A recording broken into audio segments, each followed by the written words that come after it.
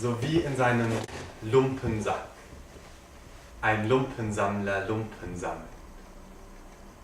So wie in seinem Leichensack ein Leichensammler Leichen sammelt. So sammle ich in meinem Seelensack die Seelen ein.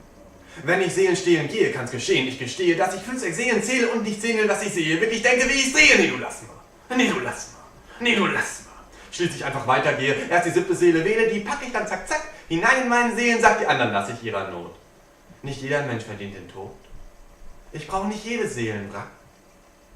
Ja, ich bin taktlos und geschmacklos, doch ich habe Geschmack. Ich trage Rot. Ich bin der Tod und trage Rot.